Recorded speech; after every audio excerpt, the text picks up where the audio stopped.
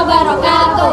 Di sini kami dari kelompok 7. Sebelum dimulai, kami akan memperkenalkan diri terlebih dahulu. Nama saya Hanun Anastasia Fitri, absen 14. Nama saya Intan Ajulia Putri Febriana, absen 17. Saya Suka Lokasana, absen 36. Saya Iswas Niyaliadi, absen 18. Di sini kami akan membahas tentang globalisasi. Check it out! Globalisasi.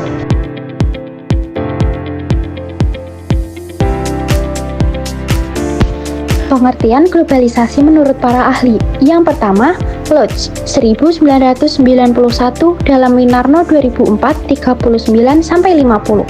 Globalisasi adalah suatu proses yang menempatkan masyarakat dunia bisa menjangkau satu dengan yang lain atau saling terhubungkan dalam semua aspek kehidupan mereka, baik dalam budaya, ekonomi, politik, teknologi, maupun lingkungan. Pengertian globalisasi menurut para ahli yang kedua, Cochrane dan Payne. Globalisasi adalah mengglobalnya batas-batas kultural antar bangsa di berbagai kawasan dunia, yakni munculnya sebuah sistem ekonomi dan budaya global yang membuat manusia di seluruh dunia menjadi sebuah masyarakat tunggal yang global.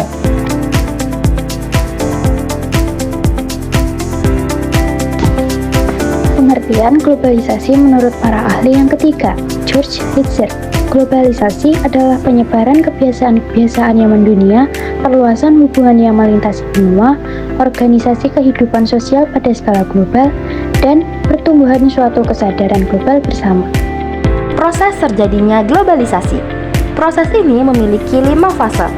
Fase pertama ditandai dengan adanya perdagangan internasional di tahun ke-1000 dan 1500 Masehi.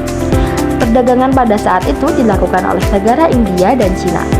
Kemudian, para pedagang ini menelusuri negara lain melalui jalur sutra, yaitu jalur darat dan jalur laut.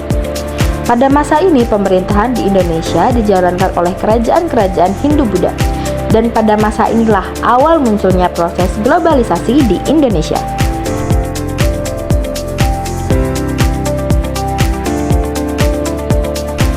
Fase kedua.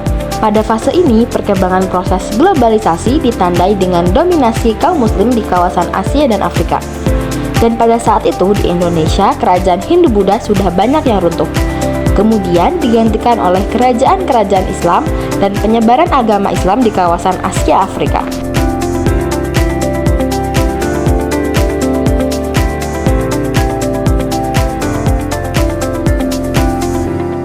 Fase ketiga. Fase ini ditandai dengan adanya eksplorasi dunia secara besar-besaran oleh bangsa Eropa dan terjadi revolusi industri. Spanyol, Inggris, Portugis, dan Belanda adalah pelopor dari eksplorasi ini. Dan bangsa ini memiliki 3 moto, yaitu yang pertama gold.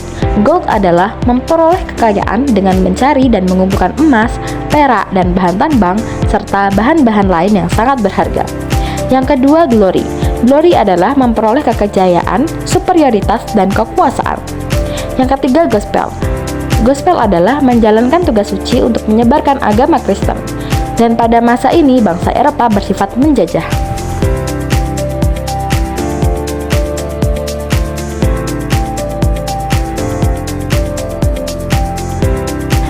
Fase keempat. Fase ini ditandai berkembangnya kebutuhan dan industrialisasi.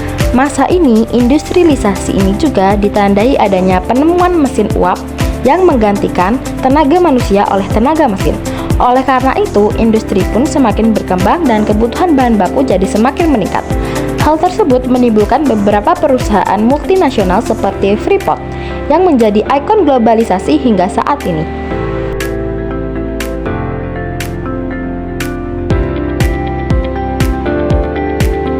Fase kelima. Fase ini adalah fase munculnya era pasar bebas. Era pasar bebas terjadi akibat runtuhnya komunisme yang disokong oleh Uni Soviet dan akhir dari Perang Dingin memperkuat bahwa kapitalisme. Dan akhirnya negara-negara yang dulu menganut komunis beralih ke ideologi kapital liberal. Dan negara-negara di dunia berubah menjadi pasar bebas atau kapital liberalisme. Contoh globalisasi. Yang pertama, terjadi pertukaran budaya internasional seperti K-pop, dan budaya hip hop dari barat. Yang kedua, teknologi terbaru bisa diakses semua orang seperti video call, email, dan media sosial, bukan lagi hal asing bagi masyarakat. Yang ketiga, banyak produk asing beredar di Indonesia, mulai dari busana, alat elektronik, hingga makanan, sehingga mendorong masyarakat untuk membeli barang-barang yang tidak selalu dibutuhkan. Yang keempat, jual beli online terus berkembang, sehingga jual beli tidak hanya dilakukan di pasar. Yang kelima, pergantian tenaga manusia dengan tenaga mesin, misalnya buruh-buruh pabrik telah digantikan oleh mesin-mesin yang lebih efisien. Berikut ini adalah 4 contoh permasalahan sosial di era globalisasi. Yang pertama, individualisme. Globalisasi mendorong nilai-nilai kompetisi dan kesuksesan individu. Ini bisa mengurangi rasa solidaritas dan kebersamaan, serta melemahkan jaringan dukungan sosial dalam komunitas. Yang kedua, konsumerisme. Masyarakat didorong untuk mengonsumsi lebih banyak produk global, seringkali tanpa memperhatikan dampak lingkungan atau sosial. Budaya konsumsi berlebih ini dapat memicu masalah seperti pemborosan sumber daya dan degradasi lingkungan. Yang ketiga, kesenjangan sosial. Globalisasi seringkali memperlebar kesenjangan antara yang kaya dan yang miskin, baik antar negara maupun di dalam negara.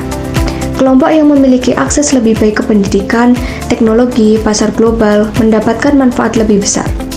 Sementara kelompok kurang beruntung semakin tertinggal. Yang keempat, westernisasi. Pengaruh budaya global, terutama budaya barat, dapat mengikis budaya lokal. Westernisasi menyebabkan erosi tradisi, bahasa, dan nilai-nilai lokal yang bisa memicu hilangnya identitas budaya di masyarakat tertentu. Solusi dari permasalahan sosial di era globalisasi: 1. Organisasi masyarakat, 2. Pemerintah, 3. Pendidikan, 4. Keterlibatan masyarakat.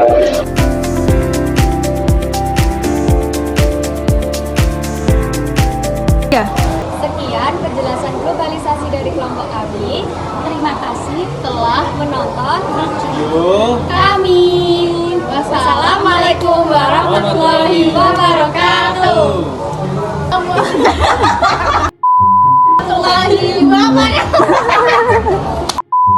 Warahmatullahi wabarakatuh.